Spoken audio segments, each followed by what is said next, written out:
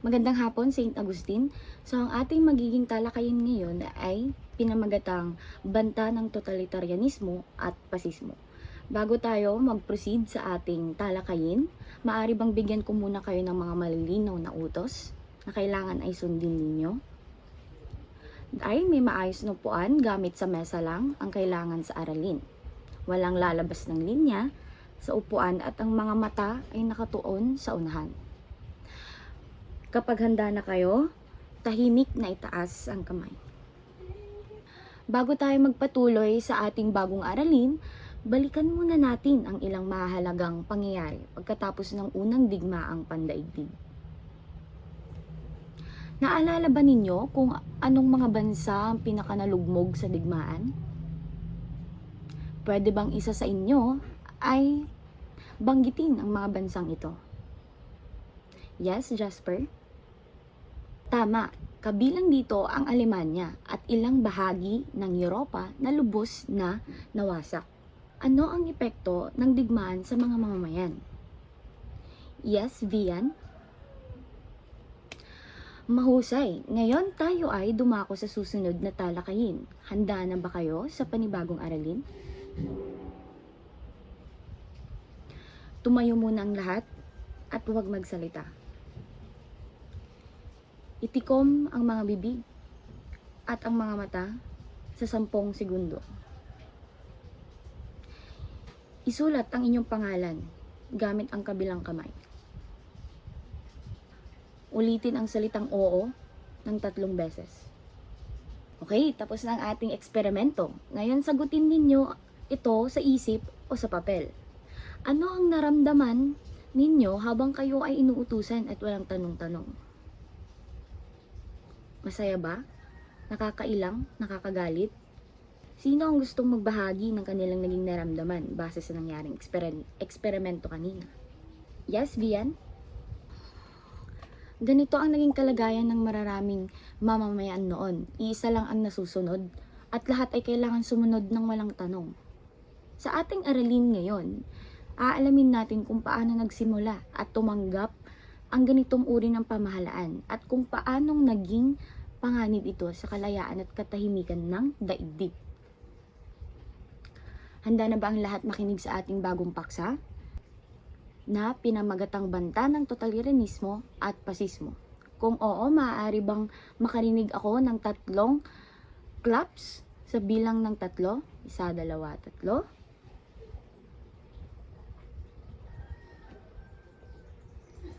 Magtungo naman tayo ngayon sa ipapakita nating video at surihin at intindihin ang nilalaman nito.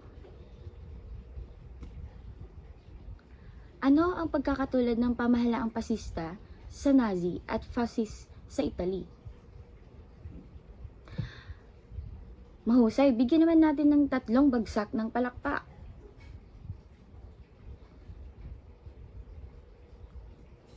Para sa pangalawang katanungan, paanong naapektuhan ang kalayaan ng mga mamamayan sa ilalim ng...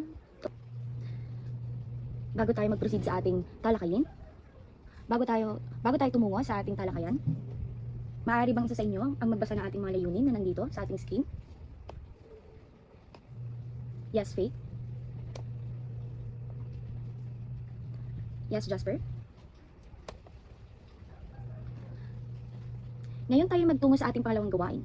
Ito ay pinamagatang video suri. Maipapanood ako sa inyong video at intindihin ang nilalaman nito. Pagkatapos ay bibigyan ko kayo ng mga pamprosesong tanong o gabay na tanong base sa inyong nabasa o napakinggan na audio-visual presentation. Unang katanungan, ano ang pagkakatulad ng pamahalaang pasista sa Nazi at fascist Italy? Anyone from the class would like to answer the first question? Yes, Jasper? Mahusay, bigyan naman natin ng 3 bagsak ng palakpak si Jasper. Pangalawang katanungan, para sa gustong sumagot, ay pwede magtaas ng kamay. Yes, Faith. Paano naapektuhan ng kalayaan ng mga mamamayan sa ilalim ng totalitarianismo? Mahusay, bigyan naman natin ng 3 bagsak ng palakpak. Ngayon at nagkaroon na tayo ng ideya sa ating magiging topic na pinamagatang banta ng totalitarianismo at pasismo, maaari ko ba kayong hatiin sa 2 pangkat? Magsimula tayo kay Faith, magbilang ng 1, 2, 1, 2. Ngayon nahati na kayo sa dalawang pangkat. Ngayon nahati na kayo sa dalawang pangkat. Ang pangkat A ay magtuon sa totalitarianismo. Sa pangkat B, magtuon sa pasismo. Bawat pangkat ay kailangang tukuyin ang mga katangian ng leader at epekto ng kanilang itinalagang ideolohiya. Isulat ito sa kanilang bahagi ng Venn diagram, ipakita sa Manila paper o ipapakita ito sa Manila paper na nandito sa atin na aking i-prepare. Pagkatapos ng gawain, magpapakita ng output ang bawat pangkat at magpapaliwanag. Pero bago yan, atin munang bigyan ng pamantayan ang inyong magiging gawain. Una ay ang kumpleto at tama, may 4 points ito. Dapat ito ay maayos at malinaw. At kinabuuan ito ng 3 puntos. Pangatlo ay kailangang malikhain ang presentasyon. Ito ay may 2 points. At kooperasyon ng bawat grupo, 1 point. Manghusay pangkat A at pangkat B. Bigyan ng 10 bagsak ng palakpak ang mga sarili.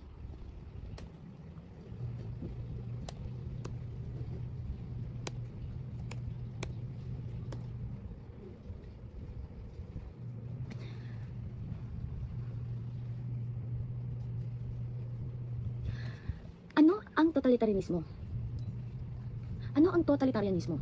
Isang sistemang pampolitika kung saan hawak ng isang partido o leader ang ganap na kapangyarihan sa lahat ng aspeto ng lipunan, gobyerno, media, relihiyon, ekonomiya. Halimbawa ay ang Stalin sa Soviet Union. Ano ang pasismo? Isang ideolohiyang authoritarian, makabansa at anti-komunista, binibigyang halaga ang pagsunod sa leader at paggamit ng pwersa. Halimbawa nito ay ang Benito Mussolini. Halimbawa nito ay si Benito Mussolini sa Italy, o kaya naman si Adolf Hitler sa Germany. Paano ito naging banta? Sinupil ang karapatan at kalayaan ng mamamayan, gumamit ng propaganda at pananakot at dahas, nagdulot ng pandaigdigang digmaan at malawakang paglabag sa karapatang pantao. Ngayong alam na natin ang mga katangian ng dalawang pamahalaan, susuriin natin kung paano naging banta ang mga ito sa pandaigdigang kapayapaan. At ano ang ating natutunan mula sa kasaysayan? At ano ang natutunan natin sa ating kasaysayan?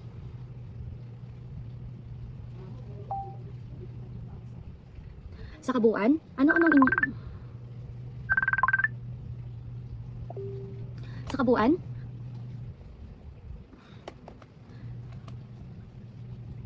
kabuuan, ano-anong inyong natuklasan tungkol sa inyong sarili batay sa resulta ng inyong ginawa? Itaas ang kamao or ang kamay para ipahayag kung ano o gaano nyo naintindihan ng leksyon. Ganto, kung kulang pa ang inyong naging kaalaman. Ganto naman, kapag hindi pa kayo sigurado sa natutunan ninyo. Ganto, ang itataas na kamay kapag nagsisimula pa lang kayong intindihin at kailangan pa ng pagsasanay. Ganto naman, pag andun na kayo sa level na pagkatuto. Ganto naman, kapag nagagawa na ninyong ipaliwanag mag-isa yung mga ideyang ito. Ganto naman, kapag may mga katanungan na kayo, pero kaya nyo nang sagutin ito. Ngayon, sa inyong individual na gawain naman, sagutan ninyo ang kung ako ay mamumuhay sa ilalim ng pumili ng isang pamamahala, either totalitarianismo or pasismo. At gumawa kayo ng reflection nito na maaari nyo isubmit sa susunod nating pagkikita.